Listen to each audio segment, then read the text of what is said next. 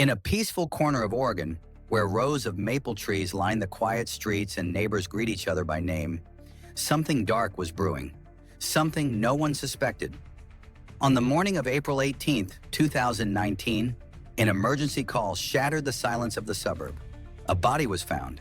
17-year-old Dylan Everett, a high school senior, promising athlete, and beloved by everyone, was dead. At first, it seemed like an overdose, a tragic end to a young life. But as police dug deeper, they unraveled a shocking web of secrets. Dylan had been involved in not one, but 3 separate affairs, all with older married women living on his street. And when the truth came out, it wasn't just reputations that were destroyed, it was lives. What started as seduction became obsession. What started as pleasure became power. And what started as a secret turned into a murder. This is the story of the boy who played with fire and got burned. A story of lust, lies, and a death that shook a community to its core. Stay with me. Dylan Everett wasn't like most kids his age. Sure, he was popular, but not in the typical jock kind of way. He was polite, charming, and made people feel seen, especially the women who felt invisible. He had a job mowing lawns in his neighborhood after school, and that's how it started. He would knock on doors, offer a smile, and slowly, without even trying, capture their attention. There was Laura, 43, a housewife going through a quiet divorce. Then Cynthia, 48, married to a traveling businessman and often home alone. And finally Gwen, 52, the PTA president with a perfectly curated life on the outside. Each woman, at a different stage in her life, saw something in Dylan. Youth, warmth, escape. And Dylan? He saw opportunity, not for money or gain, but for validation, for thrill. Laura was first. Their connection was emotional. She confided in him, trusted him. Their meeting started as conversations on the porch and ended in candlelit evenings when her kids were at their dad's. Cynthia was different, bold, unapologetic.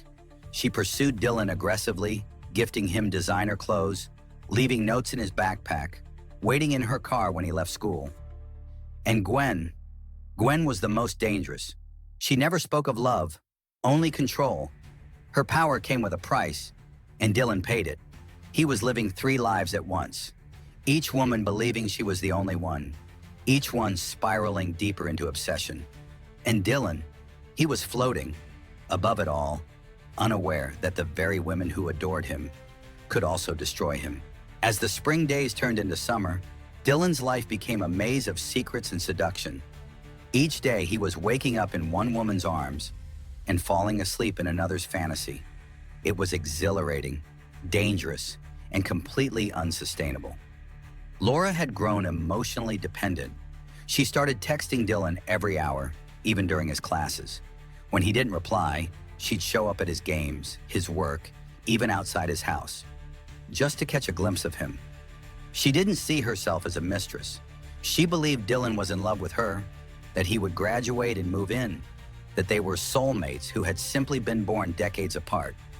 Cynthia, meanwhile, became jealous, suspicious. She found a strand of blonde hair on Dylan's hoodie once and assumed he was seeing someone else. She began digging through his social media, asking him indirect questions, offering to buy him a new phone. But really, it was to monitor him. Her gifts became bribes, her affection, possession. Every interaction felt like a transaction Dylan didn't fully understand, until he realized he wasn't in control anymore. And then there was Gwen, cold, calculated Gwen. Unlike the others, she didn't need constant affection. What she needed was dominance. She didn't just want Dylan's time, she wanted his silence. She reminded him of the power imbalance every time they met in her pristine home, where her husband's awards lined the walls. "You speak a word of this," she whispered once, "and I'll make sure you never graduate." Dylan began losing sleep. His grades dropped. Friends noticed his mood swings but chalked it up to stress. No one imagined he was caught in the gravitational pull of 3 women with unresolved pain and dangerously unmet needs. They needed him, desperately, but they didn't want to share. And Dylan, for all his charm and bravado, had no idea how close he was to setting off a chain reaction that would end everything. Because in their eyes, love had turned into obsession. And obsession doesn't like to be betrayed. It was a Sunday afternoon in early August when it all began to unravel. Dylan, overwhelmed and sleep-deprived, forgot to lock his phone. He had left it charging in Cynthia's living room while he was in the shower. She wasn't trying to snoop, not consciously, but the screen lit up. It was a message from Laura. "I miss your arms last night. When can I see you again?" Followed by a heart emoji. Cynthia's world stopped. Her face flushed. Her hands trembled. Her mind raced. She had suspected something, yes. But this was confirmation. Tangible, cruel truth. And worse, it wasn't from a girl his age. It was Laura, the divorcee 4 houses down, the one she always saw gardening with a glass of wine. For a moment, Cynthia didn't know what to do. She stared at the message, then swiped up. She found more. Messages, voice notes, calendar reminders of motel bookings, even a note Dylan had written Gwen, buried deep in his notes app. She was shattered, but she didn't scream, she didn't cry, she plotted. Later that night, Laura received an anonymous letter slipped under her door. "He's not yours. Check his phone. Ask Gwen what he tells her." The letter was unsigned. No handwriting, no trace. But it hit its mark. Laura didn't sleep that night. The next day, she followed Dylan, watched from a distance as he entered Gwen's house. Not once, but twice, in the same day. The mask began to fall off, and Gwen, she too had begun to notice Dylan's shiftiness, how he'd leave mid-conversation, how he suddenly refused to come over when her husband was away. Gwen wasn't stupid. By the time the first week of school rolled around in late August, the 3 women, unknowingly, were watching each other, spying, whispering to neighbors, growing paranoid. And Dylan, he was drowning in quicksand, still thinking he could balance it all, but he had no idea that his 3 secrets were now circling, and one was ready to kill. September 7th, 2019, a night like any other, but beneath the stillness of the suburban air, something was building, a storm, not of thunder, but of secrets. Dylan had agreed to meet Laura that night. Her messages had grown desperate, almost threatening. "We need to talk," she wrote. "I'm not a toy, Dylan." He reluctantly agreed. They met at her house around 7:30 p.m. Laura had prepared tea, candles, soft music, like it was a date. But Dylan wasn't in the mood. He seemed distracted, fidgety, cold. Laura asked if he loved her. He hesitated. That's when she knew. "He's leaving me," she thought. She asked if he was seeing anyone else. He lied. She saw through it.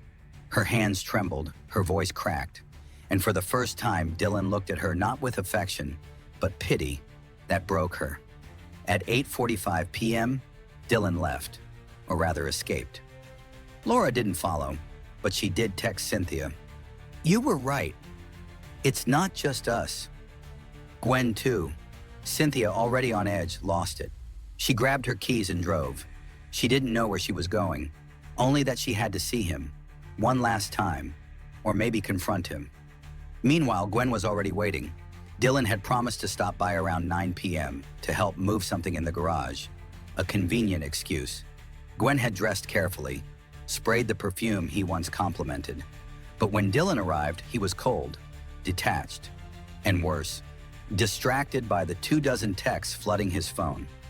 Gwen asked him directly, "Is there someone else?" He didn't answer. That was answer enough. By 9:20 p.m., things had turned into a shouting match. Gwen was furious. Dylan tried to leave, but she blocked the door. That's when Cynthia arrived. She barged in through the side door Gwen had carelessly left unlocked. She saw the two together. Gwen standing inches from him, her hands clenched. Dylan looking cornered, exhausted. The betrayal, the humiliation, the rage, it boiled inside her. Cynthia screamed. Gwen screamed back. Dylan tried to calm them, but it was too late. Emotions had spiraled far beyond control. In the chaos, Laura appeared at the front door. She too had followed him. But what she saw inside wasn't the boy she loved. It was a scene of betrayal, all 3 women staring at each other, and at him. The yelling became a blur, then a shove, a fall, a sickening crack, head against tile. Silence. Dylan wasn't moving, and 3 women were left standing in the quiet, staring at the blood seeping into the white floor beneath his head. The first to scream was Laura. Her wail pierced the night, echoing down the suburban street like an alarm of guilt. Cynthia collapsed beside Dylan's body, sobbing, repeating his name like a prayer. Gwen? She just stood there, frozen, face pale, mind numb. None of them had meant to kill him, not truly, not deliberately, but he was dead. By 10 p.m., neighbors had called the police. When officers arrived, they found the 3 women crying, incoherent, trying to shift blame, trying to make sense of something senseless. At first, all 3 claimed it had been an accident, that Dylan tripped, hit his head, but the cracks in their stories formed quickly. The paramedics noted bruises, defensive wounds, signs of a struggle. By sunrise, detectives had pieced together a rough timeline. Forensics confirmed the blow to the head had been fatal, and not from a simple fall. There had been a push, and someone had pushed him hard. The investigation gripped the town. Media descended. Headlines screamed, "Teen dead in suburban love triangle," or quadrangle. Each woman told a different version of the night, but 2 details remained constant. Dylan was at the center of it, and now he was gone. In court, the prosecution described a boy manipulated, yes, but also manipulative in his own right. A boy who played with hearts as if they were toys. But the defense painted him as a victim of loneliness, of emotional abuse by women who should have known better. The jury didn't convict on murder, but they did convict on manslaughter, assault, and obstruction. Gwen was sentenced to 15 years. Cynthia got 10. Laura, whose shove had set it all in motion, received 25 years. Their lives, like Dylan's, were over in a different way. As for the community, never quite recovered. The street where Dylan lived became a symbol, not of crime, but of the quiet dangers we overlook, of desire turned toxic, of adults who crossed lines they swore they'd never cross. And Dylan, his funeral was packed. Friends, coaches, teachers, 3 empty seats in the back, reserved for the women who once claimed to love him. They never showed. This story isn't just about sex or secrets. It's about what happens when loneliness festers, when boundaries blur, and when love becomes obsession. And in that space, between truth and fantasy, sometimes the most dangerous thing is the need to be wanted.